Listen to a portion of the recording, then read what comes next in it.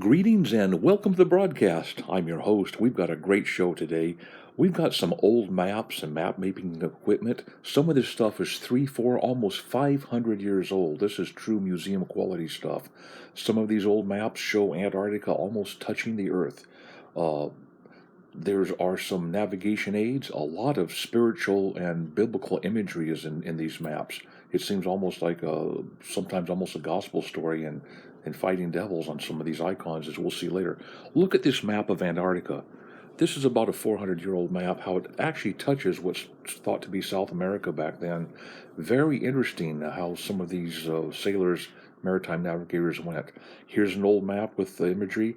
Now, when they were transitioning from a flat map, they were told to make it a globe, and they really had a dickens of a time back then. They'd always thought of the Earth, or knew the Earth to be flat, with the sun orbiting and the Earth at the center. So there were two schools of thought. One's called this Astrolabe. They said, go to the heavens, do what the Pope tells us. And by the way, the Pope was heavily involved in this stuff. We don't want a flat Earth anymore. We want you to look up in the heavens, get the Earth kind of out the side, get the sun to the center, use stars, use the moon, use whatever you have to do.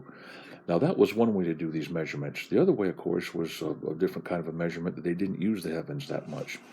Now, look at this thing here. 1500s. There's the map right there. If you were out there in those times, this is the type of map. Now you have little gargoyles and little flying lions and some stuff from the Book of Revelation almost on these.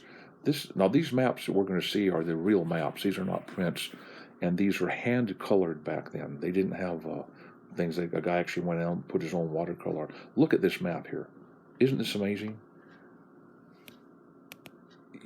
It wasn't that. There's the meridian lines. See these lines right up here? It goes into a pie-shaped top. This is what they were struggling with to try to get a globe, to transfer to a globe environment. And as you look at these lines later on in the maps, see how it evolves to the globe Earth that's presented today. Now, alcoholism, for some crazy reason on these maps, there's a lot of, I don't know if you call it drinking or whatever imagery. Here's some kids down here kind of pouring a drink and kind of some festivities. And when you're there's Antarctica portrayed with nothing. Over here on the left, just right there's a guy passed out drunk and having a good time. I don't pretend to know why maps had this kind of stuff going on back then, but it was quite some time ago. Anyway, yeah, let's get a more prudent approach, get rid of the booze, and get back to maps. Now here's some interesting things. Things leaving out this, what's it, Sir Francis Drake or whatever we got going here? Yeah, let's see what it has to say about that. Now, this map has heavy religious imagery in it. In just a moment, we're going to zoom down. You're going to see a woman to look like the Virgin Mary holding what looks like the Ten Commandments. Above her head is kind of going to be kind of what looks like the sun. Right here is this image that they had to look at before they got to the map. There she is right there. And then holding kind of a, cross, almost an orb there. Lots of unusual things there. Now, here's one little different imagery. You kind of have some angelic things on the corner of the map. This one's, I think, is 1640 or something like that. I'll let you just look at it. Here, there's their compass, and they're trying to get more and more sophisticated with their compass there for the Lee on the right. Now, here is an old theololidite, or sometimes called a transit, made out of wood. All they had was wood, some string, and bits of metal, and they had a dickens of a time leveling this thing. Look at this. A little plumb bob to level it, and they did. This is the second way they were told to measure the Earth. Now, this is the first way was to go to the heavens with this thing called an astrolabe. The other way is to use measurements. Here's a guy. He's got kind of what he thinks is a inclinometer to do it. Now, here's something. Back in about 1600s, the German map companies made these do-it-yourself globe kits to further the idea of a globe Earth. Mr. Cameraman will take us a little closer in just a moment. We can see the actual cuts of this thing. And then you just got something round and glued this thing on. You had your own do-it-yourself globe. Now, religious imagery really around the 1600s, 15 to 1600s, got in heavy into the maps. Here's an idea of something got lost out of New Orleans. They passed it by. I don't pretend to understand the collector's items value of this stuff, but these meridian lines that go up and down to show how the Earth. See right here, they're trying to make a ball Earth work so bad from a flat map. They tried to put numbers up here. They used a compass on the map to try to figure out, is it a globe Earth? Is it really in the center? Is the sun in the center? There's a shell on top. There's Neptune on the right, and the lower left, I don't know what we've got going on here. Some of the artwork's great, and you can see that maritime activity is portrayed throughout the maps. Now look at this thing here. All these little gargoyles and stuff. Right there, there's like a devil with a thing on his neck. Right there. Why would they have something like that by the compass? There's a lot of imagery and superstition apparently was introduced to some of the map making stuff. Now they're getting more and more ball earth, round earth. They're getting a little bit better at it apparently, introducing that in. The meridian lines vary quite a bit. There's not much of a compass. Notice how south is up where north is now. These maps were so old apparently before the inversion or whatever hit. North was south and south was north. Apparently this thing does invert from time to time, we're told. I'll let you just go ahead and take a peek here and drink this in.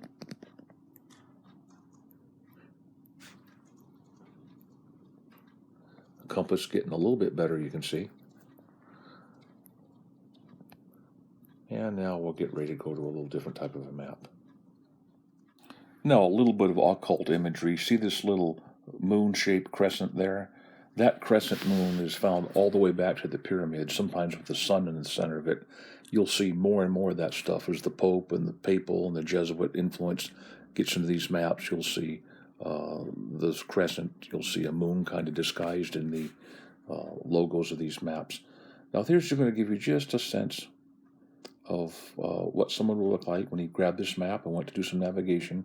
If you're going to get out of the ocean, you're going to get into the land a little bit. It's a little bit different, a little bit ornate. The meridian lines are not really showing you anything here. We're just doing this to take a little bit of a chronological history through these maps and to give a sense of the accuracy. Now, here's a compass right there. A lot of guys had to have this compass. That's all they knew to try to hold that on the map and somehow get some principles of navigation. I'm told there were 200 shipwrecks per year from guys using these maps back then. We're talking about the kind of shipwreck where nobody comes back. 1574, when's the last time you saw a map like this? See how much better the compass, again, south is up there. So it's off a little bit. They're trying to compensate for what they thought was the tilt of the Earth in their round Earth model. And it's just fascinating to see how these things developed to what we have now, which sometimes is not much more accurate. Waldenses, these are the guys that fought the Pope and wouldn't submit to the papal thing about worshiping Mary. I don't know if this map has anything about I can't read this, of course, but this is just, now here, look at the compass, and then you have the phoenix bird in the center. Look at the meridian lines are kind of a pie shape, narrow at the top lines down here for navigation. They're trying to think about running a survey using those old wooden theodolites or transits. And it all kind of starts to coming together a little bit more of a survey type of a map sometimes. Okay, look at this compass. It's not equidistant. It has a little different thing set up on it. This, in a sense, could help you compensate for Earth curvature, so-called back then. And then at the very top, they could try to work in a couple numbers up here in this margin, so you could somehow think how the Earth, if ball Earth, they really fought this thing, trying to get it accurate, trying to get it right. How big is the Earth really? Let's just drink in here. I believe this one here is 1540. Now, getting back to these compasses, these things, here's a guy with see how there's the meridian lines going. They're working it where it's kind of like the ball Earth globes they have today, the angle of these lines. Guy with a 4-string ukulele, Romulus. Now politics gets involved in the maps. Guys want to start having their emblem put on. The meridian lines are looking more and more like we have today on a globe with the portrayals. Now, of course, more politics. Oh, look up there in the upper left. There's our little friend, the crescent up there. You see the crescent? And the center has the sun in the center of it. These little clues show how religious pressure groups are able, little by little by little, to actually control some of the map-making process. Speaking of the process, you had 2 ways to go. This guy's going to show you. One's going to be you measure the bottom like we told you with the transit, The top is going to be go to the stars, the moon, the sky, and use that to measure, or mix the two together. Here's what you get when you mix those two together. Well, this guy will use some green coloration here. This is the type of meridian mark that they were striving to do. And when they got to this level, oh, let's go real old. Here's an old NOAA map, considered one of the oldest maps around. Skies in the heavens and the footstool of Noah. You'll hear about this in maps. You just saw it there, a little some stuff. The cherubic religious. Now look, speaking of religion, look at this map. You got a double-headed phoenix bird. Just a wicked-looking face on this map. In this phoenix bird's left paw or claw is a globe. Now look at this globe that's got a tilt of the earth on the cross. You see these bands coming down? It looks like a belt across the earth and a belt on the top. Do you think that was just there by happenstance? See the angles? Well, let's just go over here to a brand new map and memorize those angles now.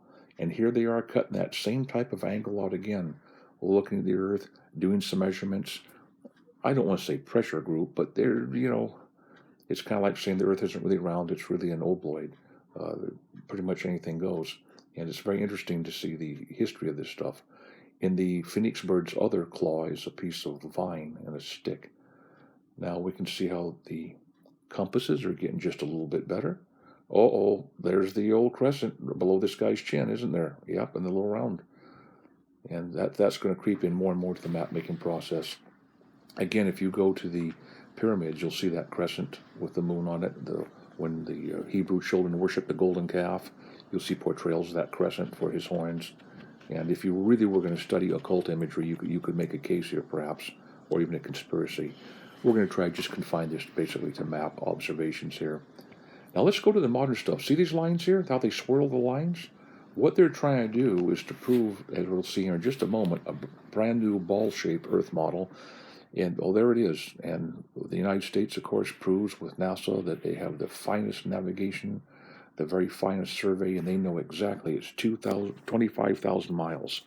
However, if the coalition partners say, hey, is all this stuff protection set up on it, navigated right to the mile? Oh, yes, it's navigated right. Then out of the blue, a NASA representative says, no, throw it out. The Earth is really a spherical ovoid, like an onion. Forget what we told you about navigation. Well, is NASA going to go ahead and re-survey the entire Earth and issue new surveys? Of course not. But they can say, well, it's even more. Now, these are slightly, exaggerated perhaps. But again, they can say, no, it's more of a sphere. And things go on up at Arctic and Antarctic regions we don't realize. And just about the time you think the coalition partners say we can trust the U.S., it's really pear-shaped. It's not really a spherical ovoid at all. It's more of a pear shape. Are we going to redo the surveys? No. Say anything. Maps, there's so much superstition in maps and changes now. It's not much difference than it was back then. Now, here's a guy with a solar compass.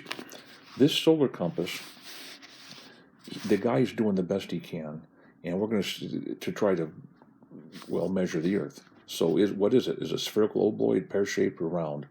They can't get their story straight to this day. If you fly over and take the aviation shots, you can try to duplicate this curvature of the Earth. It doesn't work so very good. Here's a theodolite. Who's to say the next round they say the Earth is flatter?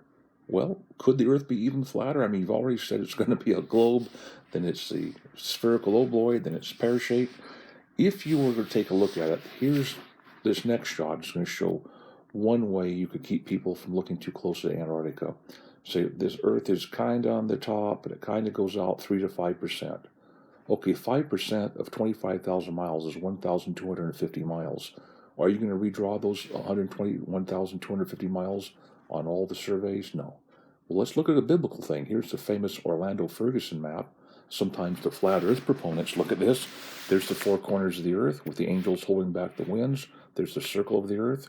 If you go east on this, you'll go east just like on a normal map and come right back where you started. If you go north, you'll go over the top. However, you go south, you'll go into Antarctica. Here's the Orlando Ferguson map here. The Hebrew children had a different map. It looked like this. You had a firmament, you had the heavens, you had the deep waters.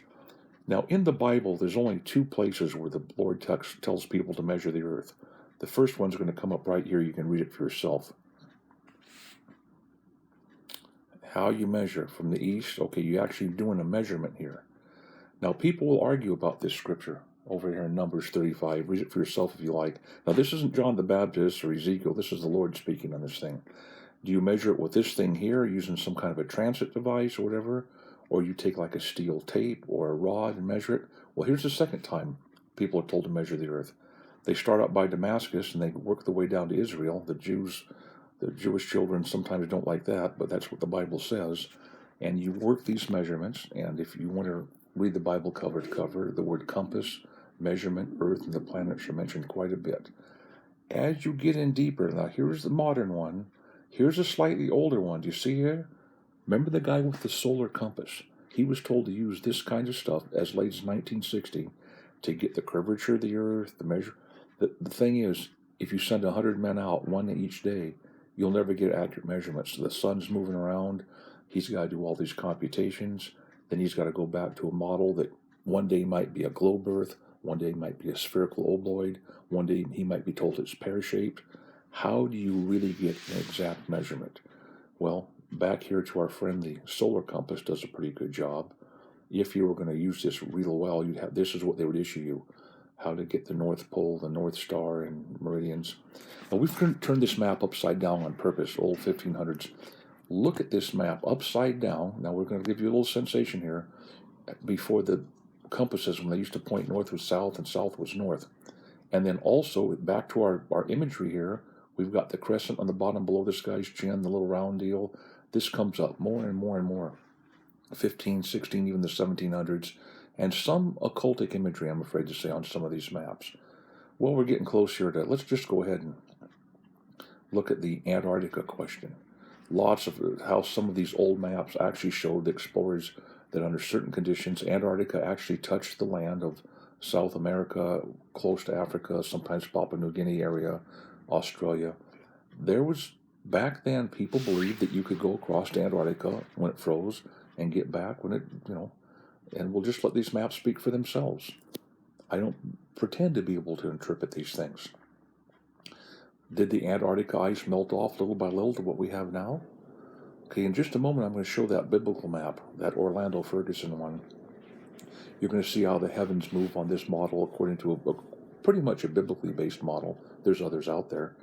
And boy, look at this thing here.